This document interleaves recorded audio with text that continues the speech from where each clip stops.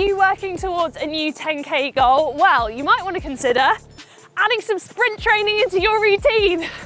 The most important thing you want to be focusing on during 10K training is without a doubt going to be improving aerobic fitness. That's having good cardio and making sure that you've got enough in the tank to maintain a fast tempo during the race. But there's a lot to be said to committing some of your training towards anaerobic fitness. This basically means that you're able to perform high intensity activities that require energy production without relying primarily on oxygen, and that is where your sprint training comes in. So studies have shown that sprint training not only helps to burn calories, but it can also target different muscles. It can help improve fitness, it can help improve your running form, and it's going to make you an overall better athlete. Because you see, with most regular run training, stuff like easy runs, tempos, and long runs, you're training your slow twitch muscle fibers. Whereas with sprint training, you're helping target your fast twitch muscle fibers, the ones that are responsible for strength and speed. So by adding a bit of sprint training into your routine, you're targeting all of the muscles in your leg, plus other muscle sets too. So sprint training falls under the larger umbrella of speed work, stuff like track repeats or fartleks, but where sprints differ is that it requires an all-out effort.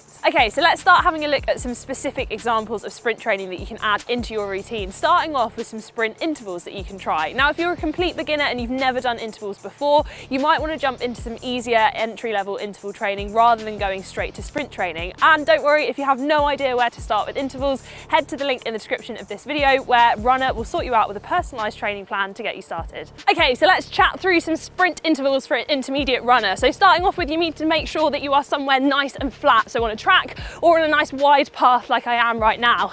Also, don't forget to warm up.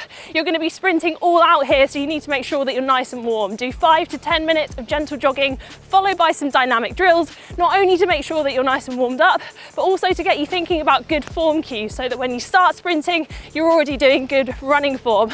If you have no idea where to start when it comes to running drills, then go and check out some of our videos on the running channel right here. Then it's time to sprint.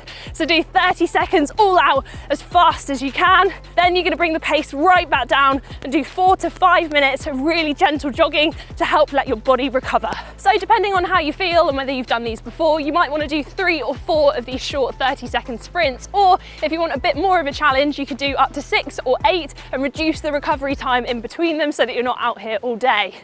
The final important step to do is to make sure that you cool down properly afterwards. Reduce that pace right down to a gentle jog to make sure that you're bringing down your heart rate and your breathing nice and gently. Another bit of sprint training that you could add into your routine, and this is a great one for beginners to add in too, is strides. So this isn't as much as a full out sprint interval where you're doing a full all out burst. Instead, think of it as a kind of 9 out of 10.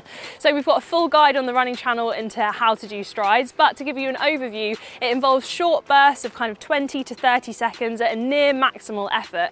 And in this time, you're going to be thinking on a kind of almost exaggerated running form. So thinking about your arms, your knee drive, getting your feet underneath your body. And this is really going to help improve your running form, your speed, but it can also help with your reaction and coordination between your brain and your muscles. Where I like to put strides into my routine is after my easy runs. So I'll do, say, easy 30 minutes, followed by 4 lots of 100-meter strides to get me thinking about all those things. So I'm interested to know how many of you use sprint training in your weekly running routine at the moment, and how do you find it? Let me know in the comments. So there are a few important things to consider when it comes to sprint training. Number one is that it's not a one-size-fits-all kind of category of training.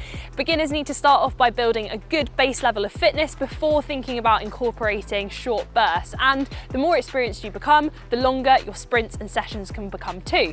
Number two is recovery. You need to make sure that you're getting a good amount of recovery in between your sprint sessions, and unless you're a really serious runner, you should only really be doing one of these sessions per week. So number three, and this kind of follows on from number two, is listen to your body. Just because you've got a sprint session in the calendar doesn't mean that you have to do it if you feel like you're overstraining or putting yourself at risk of injury. Listen to your body and don't push through anything that's too painful. And finally, number four is that sprint training should make up a small part of your overall training plan. So remember, if you're training for a 10K, then sprint training definitely shouldn't be the main focus, and it shouldn't neglect you from focusing on the other parts of your training that are more important, because they're going to help build your aerobic fitness and endurance. Sprint training should simply form one slice of the cake. Now I'm thinking about cake. But if you're wondering what other elements you should be fitting into your weekly training, then don't worry, we've got the perfect video for you right here.